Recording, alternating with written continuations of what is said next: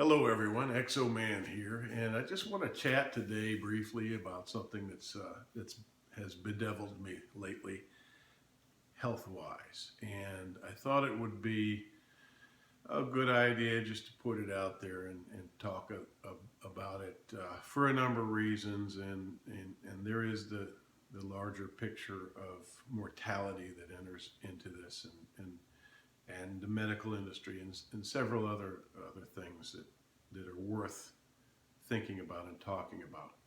Food for thought, if you will. I was once again put in touch with my own mortality recently. The reason being, I got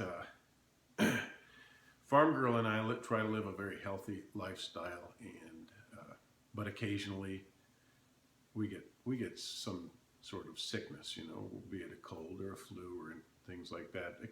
On rare occasion, we do get those things. We're only human. But it's been a few years since I've had anything significant as far as sickness. But this late winter, a few weeks ago, maybe 4 weeks ago, I started to get something of a cold, a respiratory sort of.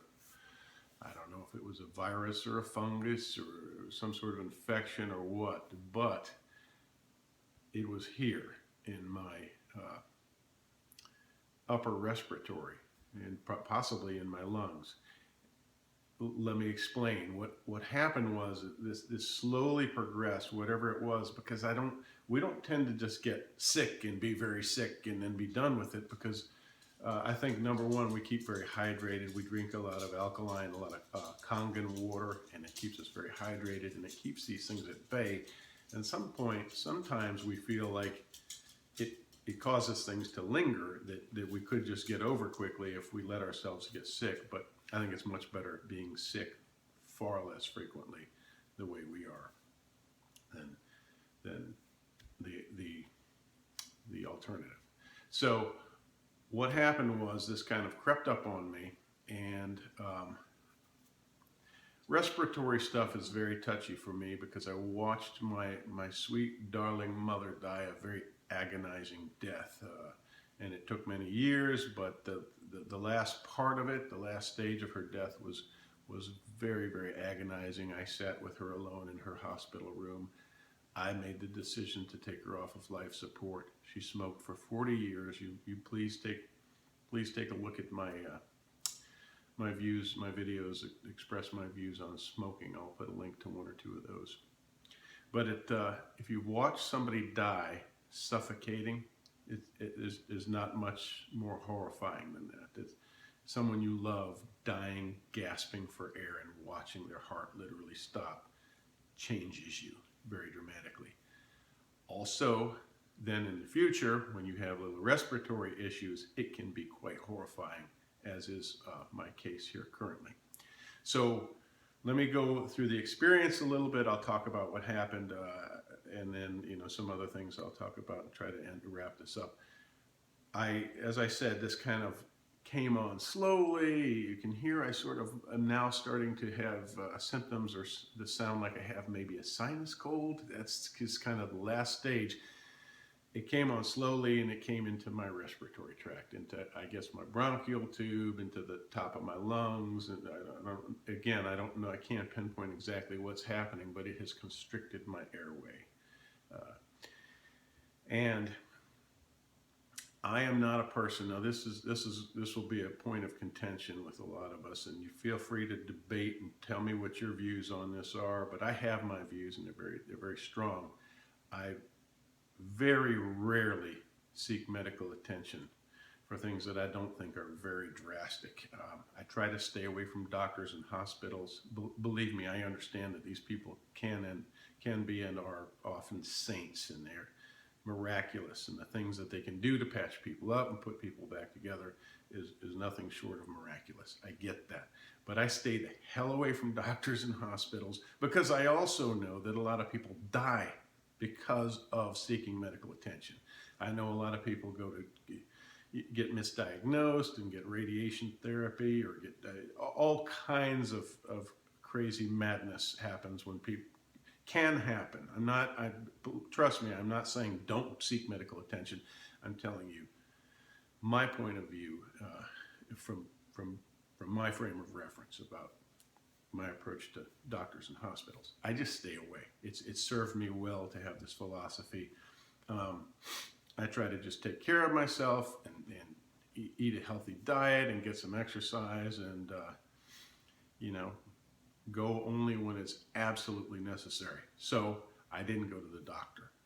What ended up happening was I was laying, when I would go down at nighttime and lay down to go to sleep, I experienced this really bad shortness of breath, what I would describe as like sleep apnea, where as soon as I would get in a restful state and start to drift off, my breathing would stop because I was in a wakeful state struggling to breathe with this constricted airflow.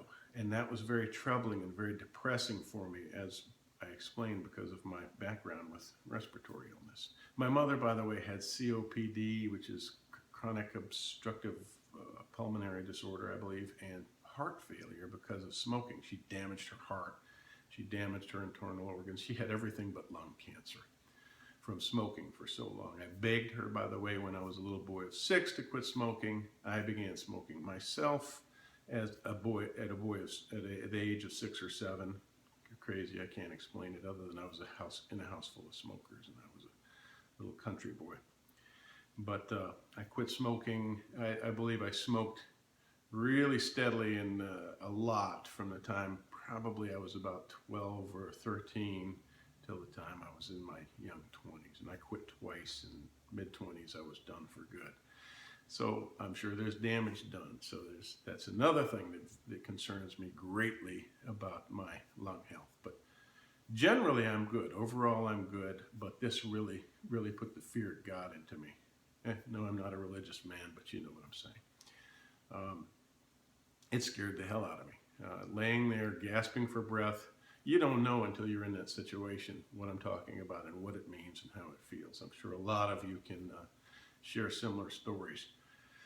But when you're gasping and just this is that one thing that you need to do to stay alive. It's that one. Normally it's involuntary, but in this stage it's something you have to keep up with to stay conscious. Pretty much is how it feels. So anyway, I just wanted to put that out there. I wanted to share with you my take on seeking medical attention. I do it as little as possible. I don't do antibiotics. I have a history of urging people not to take antibiotics unless it is an absolute life-saving need. And I myself ended up losing a toe from an infection that I got on my farm, and I ended up having to take antibiotics. The toe, having an amputation was nothing compared to the damage and the absolute mayhem that these antibiotics wreaked on my body and my health. I can't even describe what that put me through. I ended up on a really strong antibiotic to try to save. I had a bone infection in my toe, and there's really nothing much you can do about that. And I convinced the doctor to give me something strong to try to keep from having that toe amputated.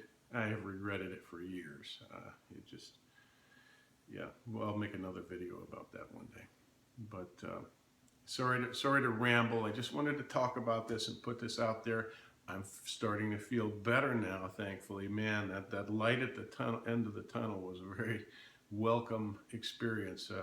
The past couple of nights I've been sleeping not as soundly as I would like, but prior to that I had nights that I couldn't sleep hardly at all, and that's very depressing. And if there are other people out there suffering from this, I know a lot of people in the town near me locally were suffering some chest infections and things akin to, I guess, pneumonia and things like that. So I must have got what was going around. But with what might be limited lung function that I have, it affected me harshly.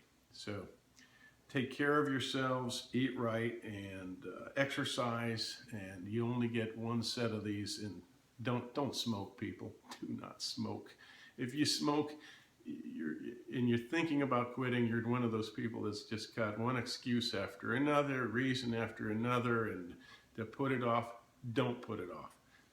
For God's sake, when I quit smoking, I didn't use patches. They didn't have vapors 30 years ago. They didn't have any of that crap. I said to myself, my life is more important than this. My life is worth more than this. I'm a valuable human being. I will do whatever it takes to quit this. I will win this battle. And I did it.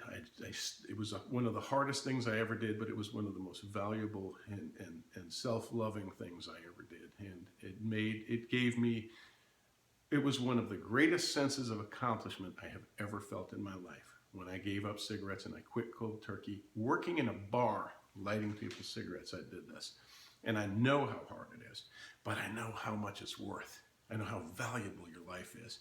If you're smoking, and you're smoking a pack a day, these are black, ugly sacks inside of your temple. Black, ugly, tar-laden sacks with commercial garbage and chemicals in them. You're giving your very soul to this industry that is killing you and kills millions of people a year. Stop it. Don't vape, don't patch, just get a sack and stop smoking. All right, so that's how I'm going to end this, as a rant. Who would have known? All right, well, thank you for watching, everybody, and have a great day.